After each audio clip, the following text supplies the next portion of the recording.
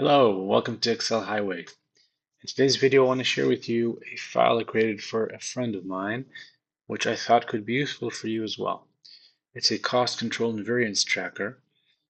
He works in the construction industry and is responsible for projects for buildings across the country. So I thought this could be useful for other people in the same field or even matching fields that need to track costs.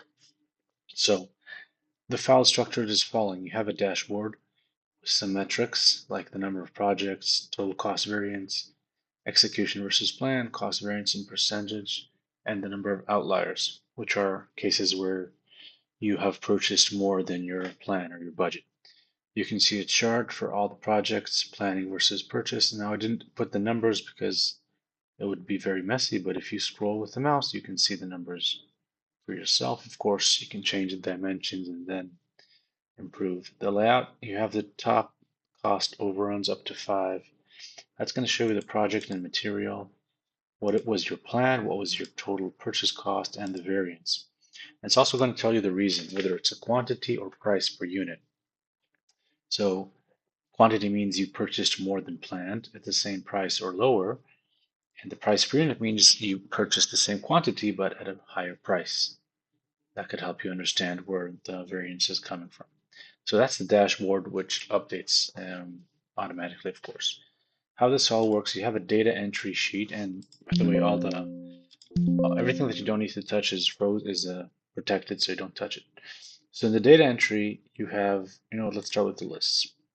In the list sheet, you have basically all the drop downs that you're going to need throughout the file. What units you use, what are the stages that you want to track, your suppliers, your project names, and the materials that you want to use. You can always click on the question mark icon and you get some information on what to do in this sheet. So you build this once and you're good to go. Now in the data entry, you have the project names from the list and you have the input type, planning, purchase, or execution. Now as you change input type, you will see columns appearing.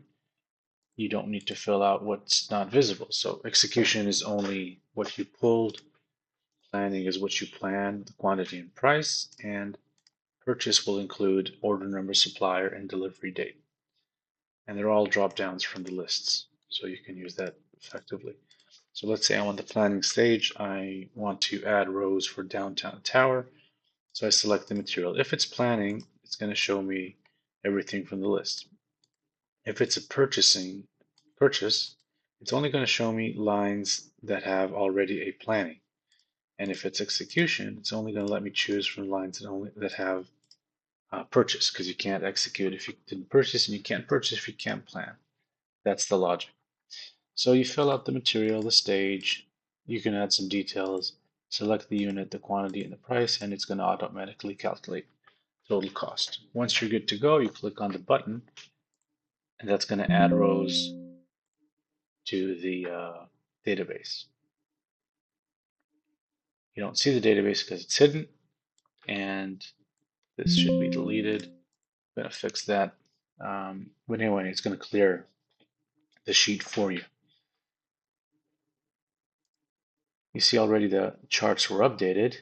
So once you do that, everything changes. You can see things have changed. The cost variance changed as before, also the total cost. So that's data entry. Control panel is where you can see the summary of a project name and material overall on this level. So you can see what was the planned quantity, purchase quantity, executed quantity, all the metrics. You have this table that you can use, that you can filter, basically. Show me just these. You can filter all of these parameters. You can also use this, of course, filters. That's also going to work for you. So you can play with that. That's just a visual concept. Again, click on that and you'll see information. The last thing that we have here is the data report. And the data report, that's going to show you the database, but in a way that you only see it and you can't destroy it. You see there's a formula here. Again, it's protected, but it's basically pulling the data from the database, which is a very hidden sheet. You can't see it. It's not hidden. It's VBA hidden, so to speak. So you can't ruin what you can't touch. So what you can do here is view the data, and again, you can filter certain columns, whatever you want.